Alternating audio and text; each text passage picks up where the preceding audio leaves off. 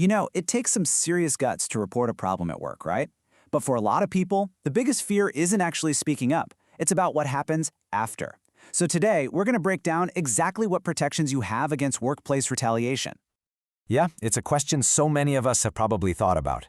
That fear of being punished, getting singled out just for doing the right thing, well, that has a name. It's called retaliation. And honestly, just understanding what it is, that's the first huge step toward protecting yourself and the people you work with. All right, so let's get right into it. What does workplace retaliation actually mean? Let's define it. Okay, so the official definition is pretty specific. Retaliation isn't just, your boss being in a bad mood. It's when you're directly punished because you did something you're legally protected to do, like filing a complaint about harassment or discrimination. And really, that's the heart of it, isn't it? If you strip away all the legal jargon, it comes down to something really simple. You're being punished for doing the right thing. It's just flat out wrong.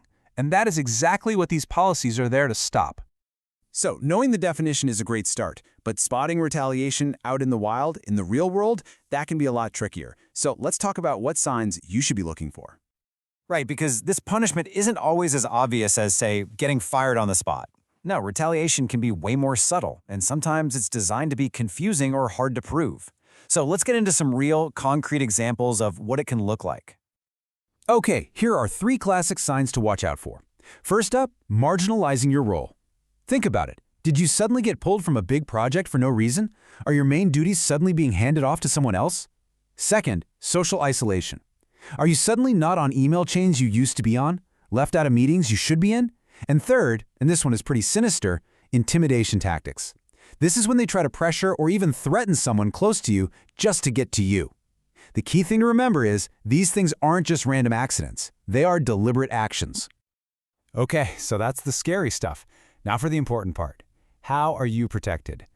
The good news is you are absolutely not alone in this. There are strong official policies that are basically your shield. Let's break down what those are. So here's the crucial thing to understand. Retaliation is considered a serious violation of the company's policy on preventing harassment, often called the POSH policy. And what that does is it elevates this from just a simple workplace complaint to a major issue that the company is legally required to deal with. That's huge. I mean, just listen to the power in that statement. It says any form of retaliation against the victim or their supporters is forbidden. It's totally absolute. It doesn't say it's discouraged or we'd prefer you didn't. It says forbidden.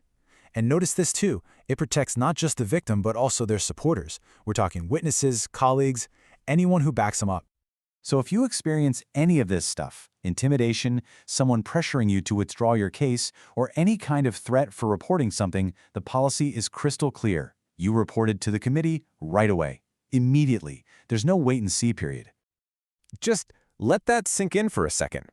The system is set up to treat retaliation with the exact same level of seriousness as the original harassment or discrimination. It gets classified as major misconduct, and that label triggers a very serious internal response. And this is where the accountability comes in.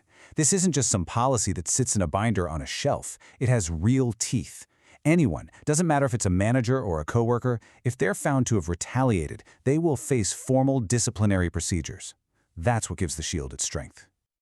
Okay, so we've defined the problem, we've talked about how to spot it, and we've gone over the protections you have.